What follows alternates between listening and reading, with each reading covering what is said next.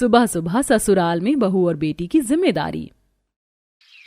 सुबह के 6 बजे आशा अपने पति के लिए रसोई में जाकर करेले का जूस बनाती है और कुछ ही देर में जूस लेकर बाहर आती है और सोफे पर बैठे अपने पति को देते हुए कहती है, देख रहे हैं सुबह के 6 बज चुके हैं। 8 बजे अमित को भी ऑफिस जाना है। सब्जी मैंने बना दी है, सुबह की झाड़ू मैंने लगा ही दी है। अगर आधा काम मैं ही कर दूंगी तो क्या फायदा घर में बहू होने का। 2 महीने होने वाले हैं शादी को, ये तो मेरी सुनती ही नहीं। अब आप ही कुछ बोलिए। बहू है, बहू की तरह रहे, सुबह जल्दी उठकर काम करे। लगता है इसके मायके वालों ने कुछ सिखाया ही नहीं कि ससुराल में जाकर बहू कैसे अपनी सुबह सुबह की जिम्मेदारी निभाती है। अब तुम सास बहू के घर के काम में मैं बीच में क्या बोलूं, पर फिर भी मैं बहू से बात करूंगा। काजल का सुबह 6 बजे तक सोना आशा को पसंद नहीं आता। कुछ ही देर में काजल उठकर तैयार होकर रसोई में खाना बनाती है। थोड़ी ही देर में शीतल घर आती है और उसके आते ही रसोई से आशा ब्रेड टोस्ट करके लाती है और थोड़े से सैंडविच, सलाद और अपनी बेटी के लिए जूस बनाकर उसे अपने हाथों से खिलाती है। तो वहीं काजल भी सभी का खाना लगाती है। ये ले बेटी, जब तक तेरी माँ जिंदा है वही तेरा ख्याल रखेगी। बहू का होना ना होना तो इस घर में एक बराबर है। सारे काम बहू को देखना चाहिए, पर उसके रहते हुए भी मुझे ही करना पड़ रहा है। भाभी, ये सब क्या है? आपकी शादी को 2 महीने हो गए, पर फिर भी जब भी मैं सुबह वर्कआउट से आती हूँ तो माँ ही मुझे खाना देती है। सुबह थोड़ा जल्दी उठना सीख जाइए। ये सारी बातें खाते टाइम करना जरूरी है क्या? बहू धीरे धीरे हमारे घर के तौर तरीके सीख जाएगी। सुबह 6:30 बजे उठ रही हूँ, वो क्या कम है? इन माँ बेटी को क्या बस बहू की कमियां निकालना आता है। और इस महारानी जी को देखो, सुबह 5 बजे उठकर घर से बाहर चली जाएंगी और सीधा 7 बजे आती है। सब कुछ किया कराया मिलता है, इसीलिए इतराती है। देखूंगी मैं भी जब ये ससुराल जाएगी। काजल अभी ससुराल में नई थी, इसीलिए वो कुछ नहीं बोलती।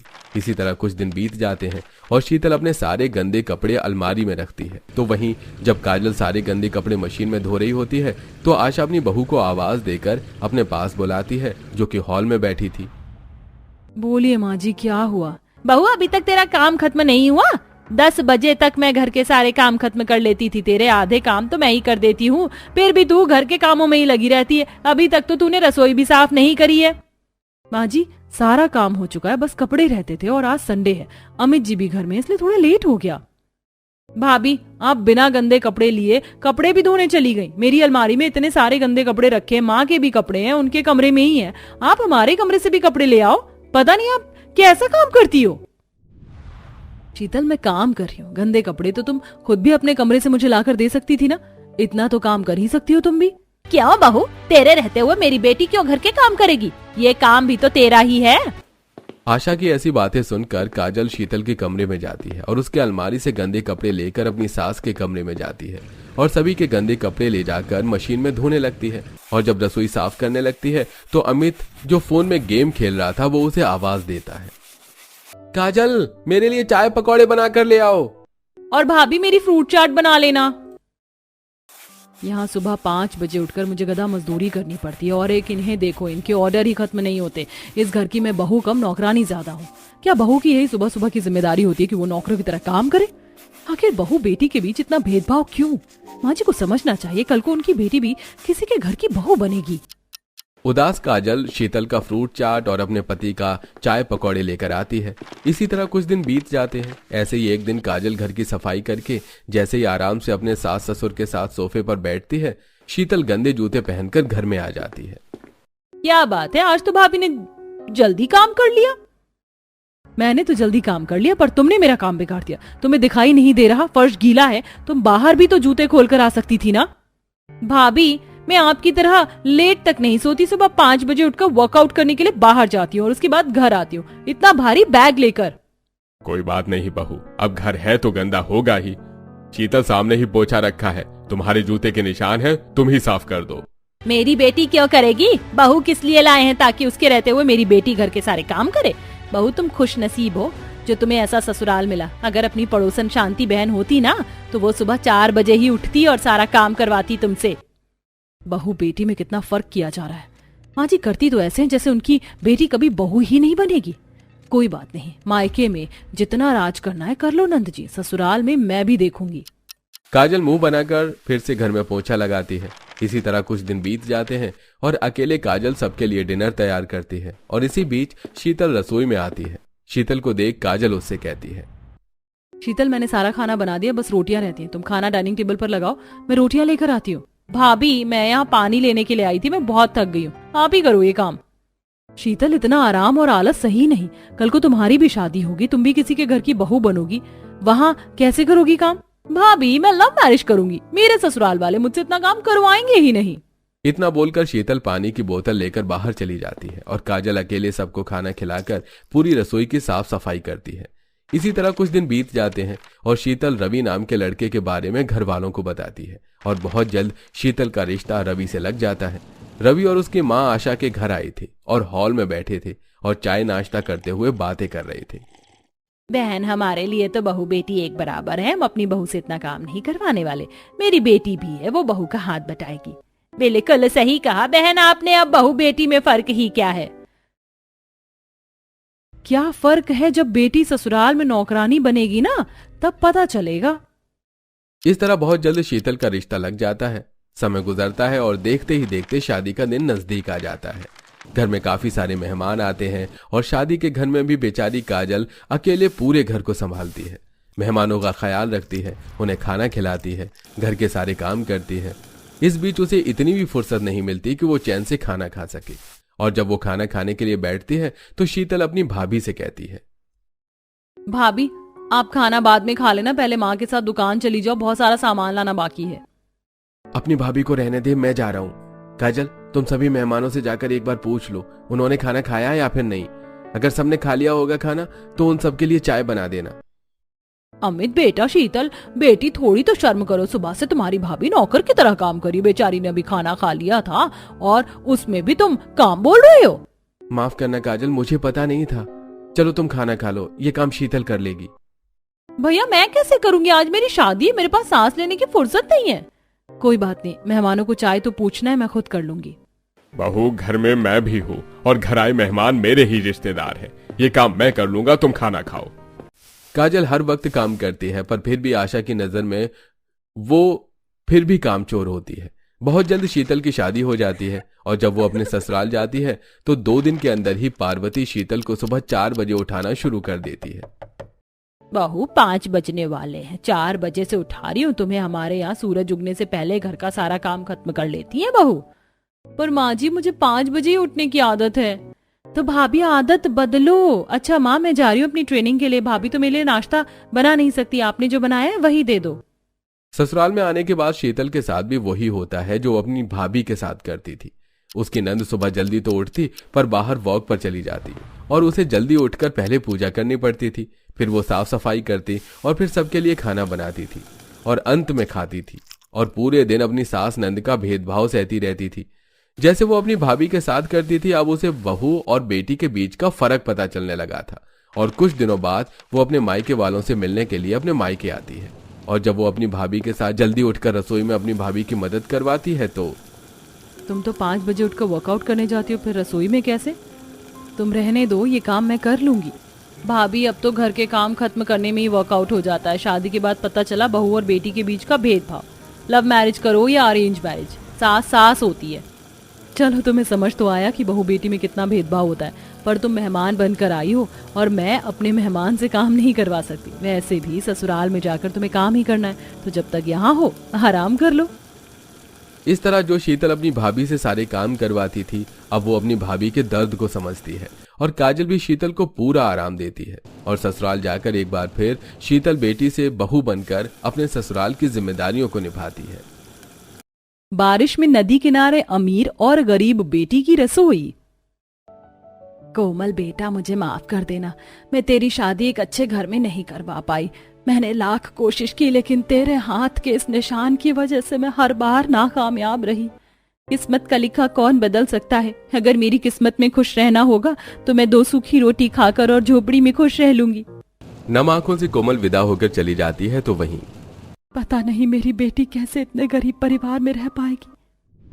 माँ, ये सब उसकी गलती की वजह से हुआ है। किसने कहा था उसे छोटी सी उम्र में खौलते तेल में पूरियां तलने के लिए? अगर ऐसा ना करती तो कभी उसके हाथ पर जिंदगी भर के लिए वो निशान नहीं पड़ते और ना ही उस निशान के चलते कोई अमीर रिश्ता उसे ठुकराता। अंदर चलिए, बारिश होने वाली है।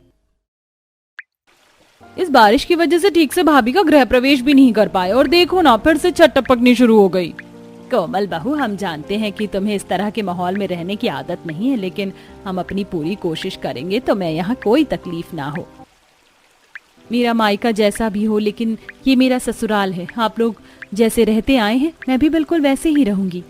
कोमल बाल्टी लेती है और टपकती छत के नीचे रख देती है और कपड़े से सारा पानी भी साफ कर देती है। जैसे तैसे कर रात गुजरती है। अगले दिन कोमल की पहली रसोई की रस्म होती है। कोमल के ससुराल की रसोई आंगन में बनी थी। बारिश की वजह से चूल्हा गीला हो चुका था, जिसके चलते कोमल को ईंट पर खाना बनाना पड़ता है। तो वहीं नदी की गंदगी की बदबू से कोमल काफी परेशान होती है। कितनी गंदी बदबू आ रही है यहाँ। भला नदी को कोई इतना गंदा कैसे कर सकता है? ये तो नदी कम कूड़ादान ज्यादा लग रही है। इतनी बदबू में यहाँ बैठकर खाना कैसे बनाऊं? उल्टी जैसा जी हो रहा है। कोमल जैसे तैसे करके बार बार मुंह पर हाथ रख के खाना बनाती है और सबके खाना खाने के बाद, माँ जी, इतनी बड़ी नदी है लेकिन नदी का ये हिस्सा कितना ज्यादा गंदा है। पता है, बदबू की वजह से मैं ठीक से खाना भी नहीं बना पा रही थी, लेकिन उस तरफ की नदी कितनी ज्यादा साफ है। ऐसा क्यों? अब मैं क्या बताऊं। उस तरफ वाले सारे लोग काफी ज्यादा अमीर हैं, इसलिए वो पैसे देकर अपनी नदी तो साफ करवा देते हैं, लेकिन सारा कूड़ा और कचरा इस तरफ कर देते हैं, जिसकी बदबू से हम लोग काफी परेशान होते हैं। अपने ससुराल वालों की तरह कोमल भी अब उस बदबू में एडजस्ट करना सीख जाती है। और अगर कभी बारिश हो जाती तो नदी का पानी भरकर सीधा कोमल के ससुराल में ही आने लगता। कोमल हर तरीके से काफी ज्यादा परेशान थी। तो वहीं कोमल की बहन मधु के लिए नदी के उस पार रह रहे एक अमीर परिवार से रिश्ता आता है और कुछ ही दिनों में मधु की भी धूमधाम से शादी हो जाती है। और अब जहां नदी के एक तरफ साफ सुथरी जगह पर मधु का ससुराल था, तो वहीं गंदगी भरी जगह पर कोमल का। कितना सुंदर व्यू है मेरे कमरे से इस नदी का। और तो और यहाँ कितनी फ्रेश एयर भी है। और तो और यहाँ की रसोई भी कितनी अच्छी है। नदी का सुंदर व्यू देखते हुए खाना बनाने में भी कितना अच्छा लगेगा। पता है माँ जी, मधु को मेरे हाथ के आलू के पराठे काफी पसंद है। शादी से पहले वो हर 2-3 दिन में मुझसे बनवाती रहती थी। आज वो आलू के पराठे देखकर काफी खुश हो जाएगी। आलू के पराठे बनाकर नाव से नदी पार कर कोमल मधु के पास जाती है। ये देख मधु, तुझे आलू के पराठे काफी पसंद है ना? आज मैंने तेरे लिए बनाए हैं। अब मुझे ये गरीबों वाला खाना बिल्कुल भी पसंद नहीं है। और तुमने सोच भी कैसे लिया कि मैं तुम्हारी उस गंदी रसोई में बने ये आलू के पराठे खाऊंगी? ये तुम किस तरह से बात कर रही हो मुझसे? भूलो मत कि तुम्हारे इस निशान को देखकर ही तुम्हें ये किस्मत नसीब होगी। भले ही हमारा ससुराल आमने सामने है, लेकिन तुम्हारा मेरा कोई रिश्ता नहीं, समझी? तुम गंदगी झोपड़पट्टी में रहने वाली, और कहा मैं इस महल जैसे ससुराल में। मधु की बात सुनकर कोमल की आंखों में आंसू लिए वो वापस आ जाती है। ऐसे कुछ दिन गुजरते हैं और संगीता अपनी दोनों बेटियों से मिलने का प्लान बनाती है और वो सबसे पहले अमीर बेटी मधु के ससुराल आती है। मधु बेटा कैसी है? अरे माँ, आप यहाँ, वो भी इस तरह अचानक? आने से पहले बताया क्यों नहीं? बहू, शायद तुम्हारी माँ तुम्हें सरप्राइज देना चाहती थी, लेकिन बहन जी लगता है आप ये भूल गई कि आप इसकी माँ हैं, कोई फिल्म एक्ट्रेस नहीं जो आपके सरप्राइज से आपकी बेटी खुश हो जाएगी। और नहीं तो क्या। वैसे भी अभी हमारा कहीं बाहर जाने का प्लान था। आप यहाँ आई कितने दिन के लिए? ज्यादा नहीं, बस 2-4 दिन के लिए। ठीक है, मैं अभी नौकर से कहकर आपका कमरा तैयार करवा दी हूँ, आप यहाँ बैठ जाइए। अपनी बेटी का ऐसा रूखा बर्ताव संगीता को बिल्कुल भी पसंद नहीं आता, लेकिन बेटी का ससुराल होने की वजह से संगीता उससे कुछ नहीं कहती। थोड़ी देर बाद मधु रसोई में जाती है और सबके लिए खाना बनाती है, जिसे खाकर, ये तुमने कैसा खाना बनाया है? इसमें तो कुछ स्वाद ही नहीं है। इसे कॉन्टिनेंटल खाना कहते हैं, मगर आपको तो अमीरों वाला खाना खाने की आदत नहीं होगी ना। जिंदगी भर आपने बस रोटी सब्जी दाल चावल जो खाया है। मेरी इस रसोई में तो मैं हमेशा ऐसा ही खाना बनाती हूँ। संगीता का ठीक से पेट नहीं भरता और अब वो सीधा नाव से नदी के किनारे पर आ जाती है और अपनी बेटी कोमल से मिलती है। अच्छा हुआ आपने मुझे आने से पहले बता दिया था। आज मैंने सब कुछ आपकी पसंद का बनाया है। यहाँ इस तरफ से थोड़ी बदबू है, आप उस तरफ चलिए, वहां पर आराम से बैठकर खाना खा लीजिएगा। थोड़ी दूर मैदान में बैठकर कोमल अपनी माँ को खाना खिलाती है। तो वहीं कोमल के ससुराल वाले भी संगीता का काफी आदर सम्मान करते हैं। बेटा, तो इस तरह यहाँ रह रही है, ऊपर से इस तरफ की नदी भी कितनी गंदी है। तुम लोग इतनी बदबू में कैसे रह लेते हो? अब तो बस आदत हो गई है, और मैं तो अब घर में 24 घंटे अगरबत्ती जला कर रखती हूँ, जिससे ज्यादा बदबू भी ना हो। अपनी गरीब बेटी से मिलने के बाद और उसकी नदी किनारे बसी रसोई का खाना खाकर संगीता वापस अपनी अमीर बेटी के ससुराल आती है।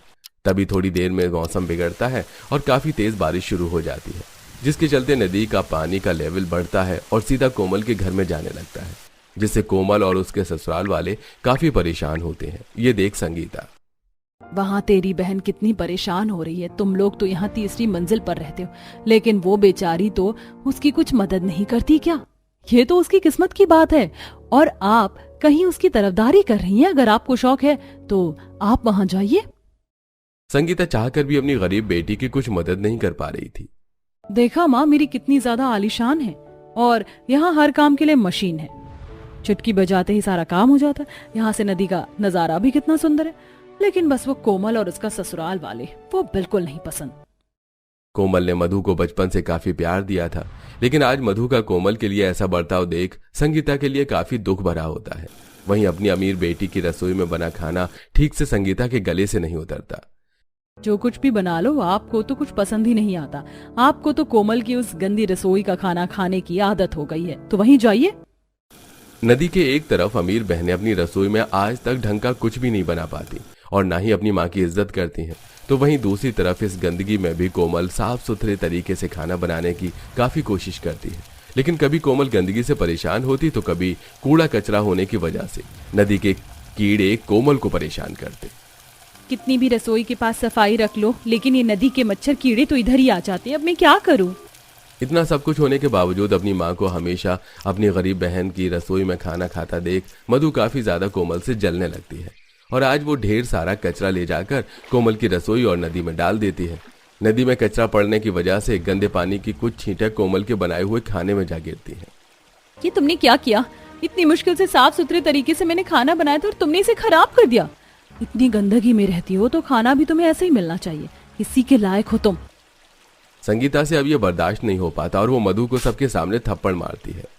आपने मुझ पर हाथ उठाया, वो भी इसके लिए। काश ये थप्पड़ मैं पहले मार देती तो तू आज ऐसी नहीं होती। मैं तो हमेशा सोचती थी कि मैंने अपनी कोमल की शादी गरीब घर में की है तो कहीं उसके दिल में मेरे लिए नफरत ना हो, लेकिन आज तक उसके दिल में मेरे लिए वही इज्जत और प्यार है जो पहले था। लेकिन तेरी इतने बड़े घर में शादी करने के बावजूद भी तू मेरी अपनी ना हो सकी और हमेशा मेरी बेइज्जती करती रही। मेरी बेटी एक छोटी गंदी रसोई में भी अच्छे से अच्छा खाना बनाती है, लेकिन तेरा खाना तो कोई जानवर भी ना खाए। अगर अब तूने मेरी कोमल को परेशान किया ना तो मुझसे बुरा कोई नहीं होगा।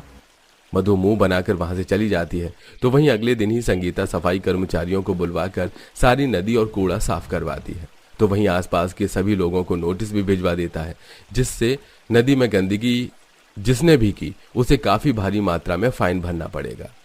हम बता नहीं सकते हम कितने खुश हैं। अगर आप ना होती तो ना जाने हमें कब तक इस गंदगी में यूं ही रहना पड़ता।